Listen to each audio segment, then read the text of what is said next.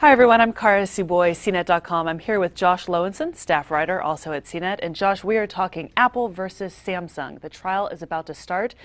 Give us the trial in a nutshell. What are we talking about here? So this is really Apple and Samsung fighting for market supremacy. Apple is basically saying, Samsung, you ripped off our stuff, and Samsung is saying, well, you couldn't have had the iPhone and the iPad without our technology. So these two are really going head to head to duke it out in court. This comes down to patents. That's what we're talking about. Yeah, a lot of it's just about the technology. Samsung is arguing that they really created some of the wireless technology that goes into Apple's products, and Apple is saying, well, you know, your products couldn't have really looked like they do, or been able to be used like they do without our technology. And some examples of that might be the pinch to zoom, for example, that you see on iPhones and iPads. They're claiming that Samsung ripped off some of those design details. Right, and that really all comes back to Google's Android operating system, which is what these products run.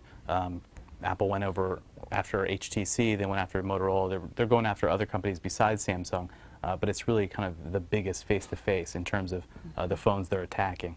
What is the potential consequence of this trial? I mean, say Apple wins. What happens to all of those Samsung products? And we're talking dozens of Samsung products that supposedly use this technology. Right. So in the case of this matter, it's really all about getting Samsung's stuff off the shelves. Apple wants to keep it from being on sale, and they also kind of want to make Samsung change their products to be more friendly and not infringe on their patents. At the same token, Samsung wants to keep Apple stuff off the shelves too, or at least get some sort of royalty payment.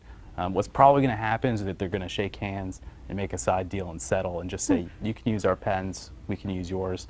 Everybody gets a little bit of money.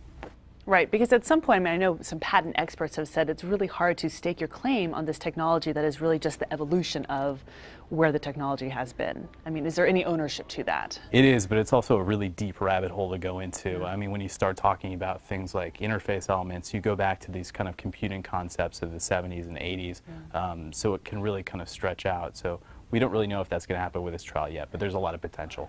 So right now, impact to consumer is not a whole lot. I mean, if you own your current Samsung phone, you're going to be fine with it.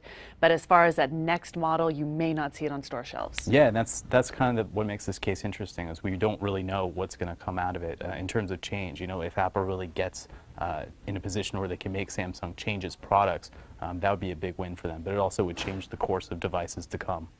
A lot riding on this one, and it'll be interesting to follow over the next couple of months. Thank you, Definitely. Josh. Yeah.